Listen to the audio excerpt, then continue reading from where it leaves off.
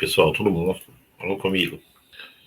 Olha, o texto da questão fala que o gás de cozinha contém GLP, uma mistura constituída de butano e propano. Ele dá uma percentagem aí meio que discordante, né? Mas o comando da questão diz assim: a destilação permite a separação de várias frações de hidrocarbonetos constituintes do petróleo. Dessa forma, ao se levar em conta as propriedades dos compostos e das misturas, bem como o processo de separação das frações do petróleo, pode-se afirmar o quê?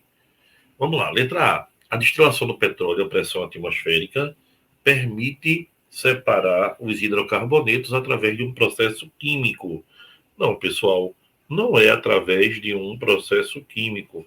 A destilação fracionada é um processo físico, né? Onde você vai ter o petróleo cru chegando até a refinaria, passando pela torre de fracionamento, né? E sendo separado de acordo com a sua massa molar. Então, a primeira fração é a fração gasosa, que é a mais leve, né? A segunda é a fração líquida, gasolina, querosene, óleo diesel.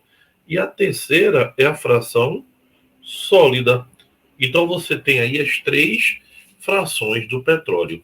Sempre, primeiro, o que for mais leve, tem menor massa molar, e por último, o mais pesado.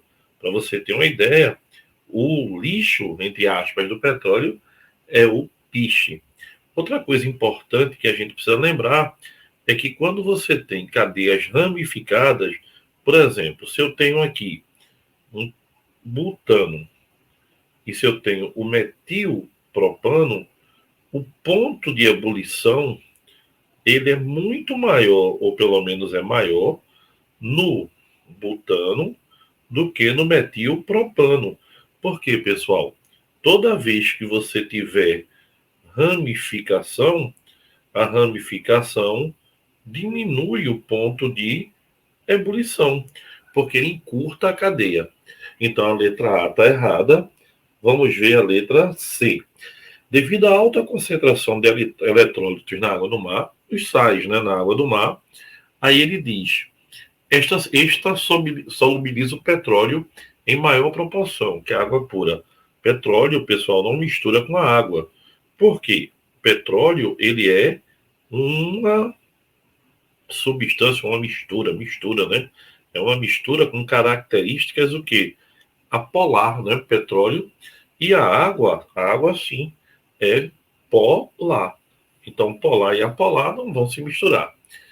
Letra D. As frações de destilação que contêm o butano e o propano são obtidas com destilação a pressão reduzida. Não, pessoal, são gases, não é isso? Então, não é a pressão reduzida. Letra E. O propano e o 2-metilpropano são gases a temperatura ambiente, sendo que o 2-metilpropano tem maior momento de polo devido à ramificação. Olha, ele está se referindo a propano e a 2-metilpropano, certo? Olha, quem tem maior quantidade de carbonos tem maior ponto de ebulição. A alternativa está errada. Eu só posso comparar se fosse com a mesma quantidade de carbonos. Aí, ramificação diminui o ponto de ebulição. E por que a resposta é a letra B? Vamos ver? Vamos, né? A resposta é a letra B porque ele diz assim, ó. As forças intermoleculares predominantes nos hidrocarbonetos, que são apolares, na verdade, é do tipo de dispersão de Landau. Ou força de Van der Waals. Então, a resposta da questão, letra B.